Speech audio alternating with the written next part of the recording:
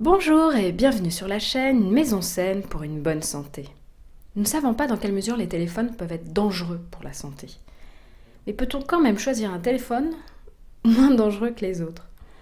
En effet, il existe une mesure, le débit d'absorption spécifique.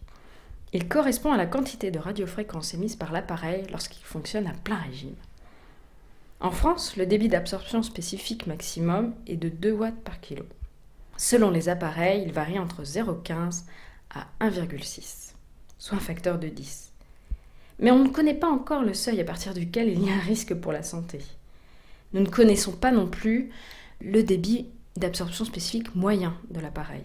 Effectivement, un appareil pourrait fonctionner systématiquement à débit maximum et un autre avoir un débit moyen finalement moins important alors que son débit max est extrêmement élevé. De plus, le débit d'absorption spécifique correspond surtout au risque d'effet thermique des micro-ondes et ne recouvre pas non plus tous les risques potentiels d'un appareil. Comment se protéger des ondes électromagnétiques?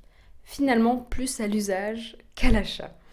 Déjà en utilisant un kit main libre dès qu'on téléphone, en évitant de téléphoner en se déplaçant, et troisièmement, en pensant à mettre plus souvent son téléphone en mode avion, surtout la nuit. Il faut savoir que 3 ados sur 4 dormiraient avec leur téléphone sur l'oreiller ou sur la table de chevet.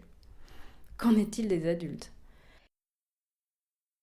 J'espère que ces conseils te seront utiles et pense à cliquer sur j'aime si tu as apprécié, à t'abonner à la chaîne et à laisser un commentaire sous la vidéo.